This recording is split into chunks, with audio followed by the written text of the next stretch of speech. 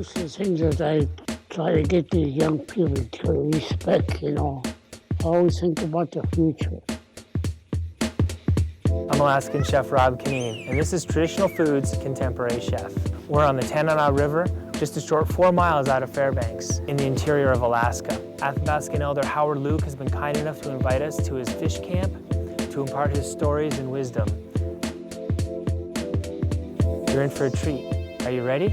Let's get started. So today in the kitchen, we are making an Alaskan wild duck, barley, and root vegetable risotto. I've got Stormy Simeon here as my assistant. We found some trough, or Indian potato. Usually this is a dessert. So what they'll do is they'll peel the skin off, and we'll just kind of move that along. And this is a little young for the time of year. Usually you let them get a little more plump. For this dish, we're gonna actually slice it up, and we're gonna serve it in the risotto. So we're gonna be making a barley risotto, and again, typically people say risotto and they think of an Italian rice dish.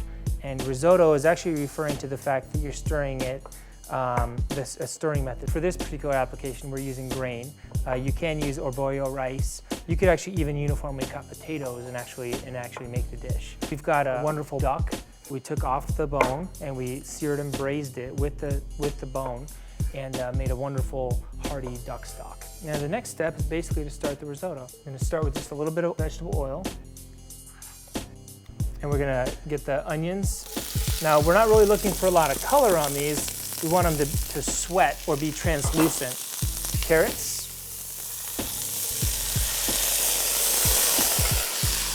And we're just going to cook these, just kind of again sweat them out, get a nice little translucent, transparent look about the onions, get those flavors kind of activated. And it's a lot of hard work making risotto. That's why I've got my friend here to do the heavy work. And we're going to go ahead and add the barley. Now your pan might be a little dry. So again, this is the point where you might want to add just a little bit more oil. And the whole idea here is that you're coating all the grains for an even cooking capacity. So we went just right here in Indian country, we went just kind of right back off the camp. And again, it's a little bit early, but we had a good time kind of looking for the roots. Your brother even helped us out a little bit. Now this is the stock over here. I'm gonna reach behind here. And this is the duck broth. And we were fortunate enough to get a duck from our friend.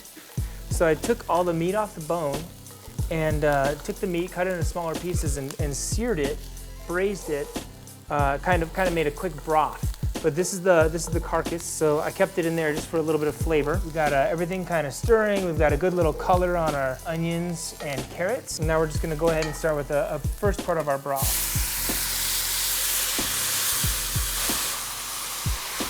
There you go. And it's pretty important, salt and pepper. So I'm just going to add a little bit now. I hear you do a little bit of baking, but do you do much cooking at home? No? You gonna go home and make some risotto for your mom?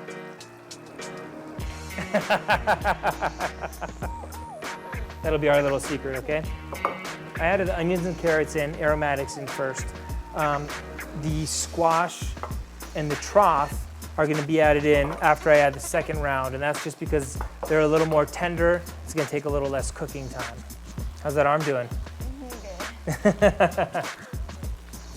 So you see how all that liquid is dropping down a little bit, and it's getting a little thicker. Like you see how it looks almost like a gravy. It's coming along really well. And make sure you get everything off the side. Pushing it up on the side. We're gonna go ahead and add the squash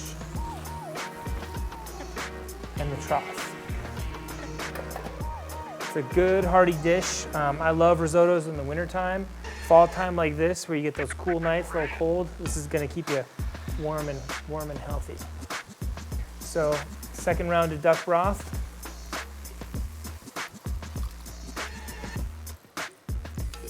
So what we've got here is the risotto on the third stage. We've added all our liquid in there. You can see the viscosity kind of thickening up. You can see Stormy's bicep growing. And what we're gonna do, I've got the last of the broth, and the duck that was seared and rendered and kind of steeped. So I'm going to actually add this in. And we're going to keep that going. And what you want, at the end result, it should stick to a fork when you're picking it up. So it shouldn't be real soupy or liquidy. Best way is just to taste and see if it's ready. So we're getting pretty close. I wait until the end. We've got a nice, rich bubbling in there. I mean, it's looking really good.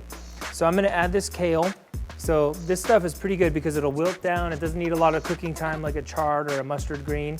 And the secret to a really good risotto is actually off the heat is when you add at the end. So I'm gonna turn this off and we're gonna let it sit for a minute.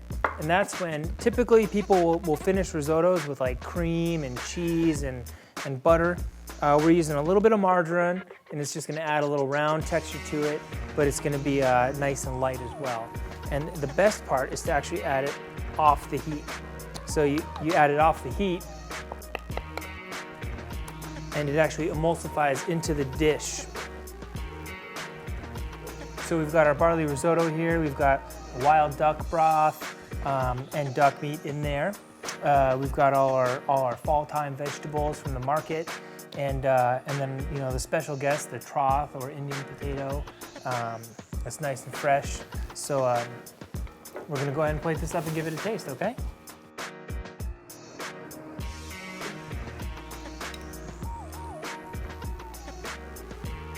What do you think? You like it? And there you have it. Wild Alaskan duck, barley risotto with fall time vegetables.